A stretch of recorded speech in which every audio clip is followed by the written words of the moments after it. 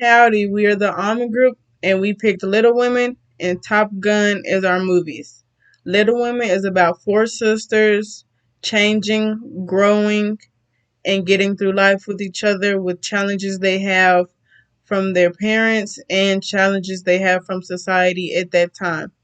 Um, and it's a coming of age movie. And then the next movie we have is Top Gun. Top Gun is about Maverick and Goose. Maverick is the pilot and Goose is the co-pilot, and they are best friends who get sent to the Navy pilot program named Top Gun.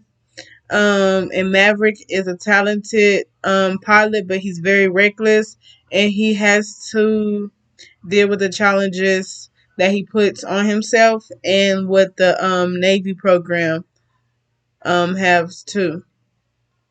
Our three concepts we picked was collectivism culture and individualism culture. And collective culture is this culture believes that their responsibility is to their communities, whereas individualism culture is where this culture believes their responsibility is to themselves. The next concepts are expressive talk and instrumental talk. Expressive talk is usually associated with women, and this communication establishes closeness, whereas instrumental talk is usually associated with men, and this communication has to do with solving problems and accomplishing tasks. And our last concepts are feminine logistic styles and masculine logistic styles. Feminine logistic styles are longer sentences, and within those sentences we have we and they, whereas masculine logistic styles are shorter sentences and they usually consist of I and me more. Howdy, my name is Miranda Pendergast, and today I will be talking about the concepts of collectivism and individualism. Specifically, how they relate to Little Women and Top Gun, the movies. Starting with Little Women, we see mainly a collectivist culture. A lot just kind of presents itself of like very much like the main characters, the March sisters, putting their family's needs above their own, as well as like even the mother of them, their mother, Marmee, who very much puts like even her like puts her needs above or puts her needs below everybody else's. Specifically, I think the main characters, the March sisters, specifically Joe and Amy March, present a collectivist idealism and mindset more so in the movies than I think people realize. So Joe and how she presents a collectivist mindset, she cuts her hair so that her family can have money, so that her dad can get better, so that they can get medicine for him, and like cuts her hair and sells it, like her head, like it now she like looks like a boy. And that, it seems like such a minute thing, but women's hair is very important to them, especially at that time. It didn't seem as important to her, but we later see that her crying on the staircase, like with her sister, like comforting her because she cut her hair and she has that loss now. Like, yes, it'll grow back, but there's still that initial loss, and she did sacrifice that.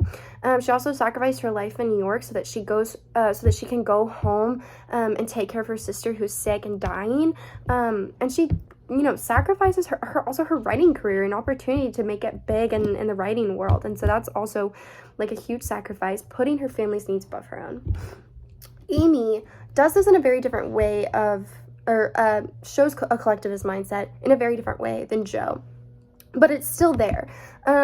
She moves to Europe with her aunt so that she may find somebody who's rich to marry so that her family can be set up for success. So she sacrifices her freedom to marry someone she loves so that her family can be well off down the road. And that is something that I think is very good, putting her own needs or her family's needs and wants and desires above her own so that her family may have a better status as well, a better social status. So that's Little Women, mainly a collectivist mindset and culture presented here. And then Top Gun, I'd say is surprisingly an individualistic culture at the forefront with also, I think, a deep-rooted sense of a collectivism. And we see the individualists play out with Maverick. The main character, he's very competitive, wants to be the best, and every man for himself. Now, everybody in the program is like this, not just Maverick.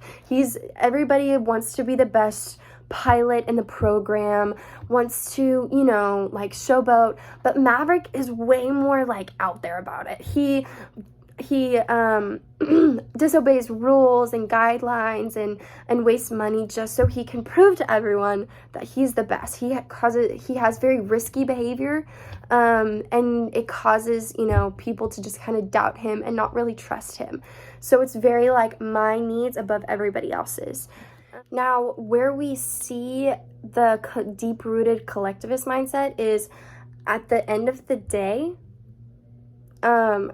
Maverick saves their lives. He puts his own problems and troubles away so that he can save his other pilot buddies' lives. He protects them. He makes sure that they're safe and shoots the bad guys when they're coming after his buddies. Like, he's like, no, that's not okay. And so you see the deep-rooted collectivist, like, I'm going to help my buddy out. I'm going to have his back. But I'm still the best. You know what I mean? So it's kind of a little bit of, like, a tug of war, I think, in men's minds. And so that's what I think the, like, difference between women's relationships and men's relationships, where women are very, like, I'm going to help you out. Let me do anything for you. Like, I'm going to lay down everything. Doesn't matter what I want. I'm going to help you out. For, men, it's like, yeah, no, I'm the best. Like, yeah, no, I want my career to go further because I'm the best. So yeah, but at the end of the day, he's like, I'll help you out, buddy. Like, I love you, man. Like, I'll do anything for you. That kind of thing. So yeah, that's what I would say about collectivism and individualism and how it relates to these movies and men and women's relationships. In these two films, it kind of sticks to the assumption that expressive and instrumental language is either mainly associated with men or women. In Top Gun, you see mainly the instrumental talk as they're all trying to work together to defeat like the common enemy at their flight school. And an example of this is when they're actually in the plane talking, giving each other directions and orders and what they see, telling each other what to do. But there are instances of expressive language when talking to each other with Maverick and his love interest Charlie, and as they're getting to know each other. And then with Little Women, same thing, mainly expressive language, as it's a group of 4 sisters and their mom and their like house helper, and they're all like developing stronger and deeper relationships with each other while still trying to like learn more about themselves and kind of their journey and growing up. But there are instances when, such as on Christmas morning, when the girls are in the living room talking about their dreams and hopes for the future and what they want to do with their lives if they had the money and the resources. But there are instances of instrumental talk in Little Women between men, Laurie and his grandfather and Laurie's tutor.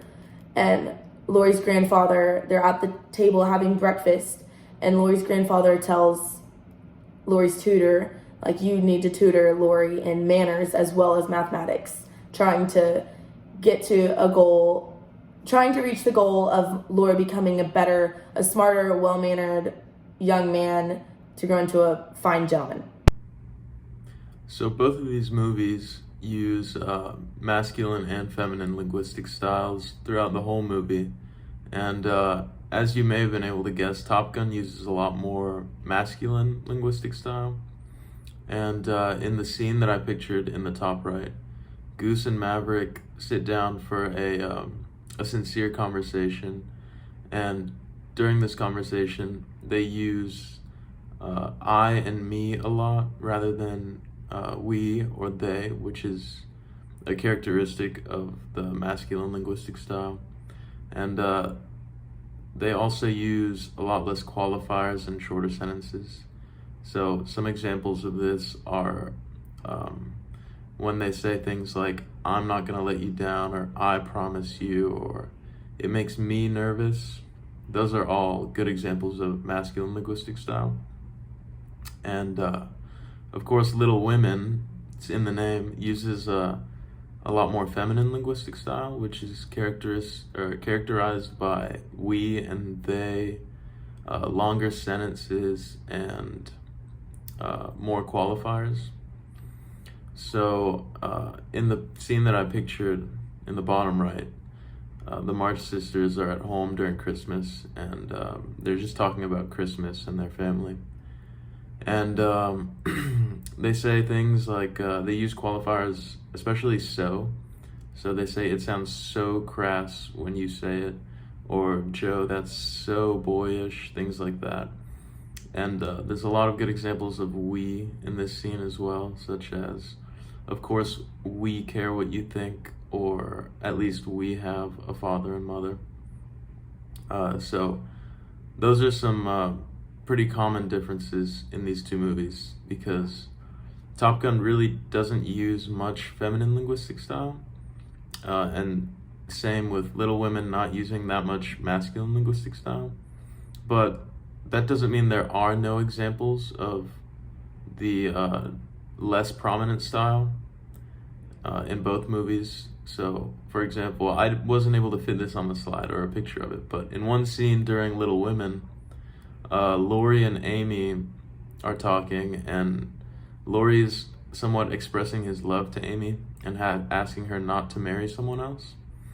And during that scene, they don't say the words we a single time over those few minutes, but they do say I many times, in like very many times. And also, I don't think they use a single qualifier over that entire scene as well. And the sentences in that scene are a lot shorter than in most of the other scenes in that movie, which is another characteristic of the masculine linguistic style. So, like, very few sentences in that scene are more than 5 or 6 words. So I thought that was a good similarity between the two movies, where Little Women kind of veers away from that feminine linguistic style and also includes some of the masculine linguistic style. And not surprisingly, that happens to be a scene where a man and a woman are talking rather than just women talking. So, through our analysis, we were able to determine that women think in a more emotional way and greatly prioritize their family and other type bonds, such as a sisterly bond, while men tend to prioritize themselves and display less emotion around each other. So, as seen through Little Women, the sisters sacrificed a lot for their family, which displayed their groupthink mentality, and they would always be conscious to keep each other in mind and communicated in a way that was very expressive and full of qualifiers. And in Top Gun, they would talk in a masculine linguistic style, a short, very rarely emotional bonding moments between Maverick and Goose. And throughout the movie, the bond between Maverick and Goose was always prevalent, but they still prioritized themselves for the majority of the film and becoming the best of the best in the academy over anything else. So the main similarity that we were able to find is the idea of collectivism. So throughout the entire movie, the woman and Little Woman, they always prioritized their family and were able to think in a way that was best serving for everyone in the family and not just for themselves. And in Top Gun, the beginning was more individualistic, with Maverick and Goose trying to become the best of the best and not really caring about each other. But towards the end, once Goose had passed, Maverick had realized that the idea of teamwork and team bonding to be able to accomplish a greater cause was more important. So In order to better think of a way to have a better style of communication, you can almost kind of combine elements from all of these different aspects of styles of communication. So, for example, collectivism could be implemented in a way that conveys and considers everyone's emotions, but still maintains individualism to make sure that the decision that is made positively affects everyone that's involved.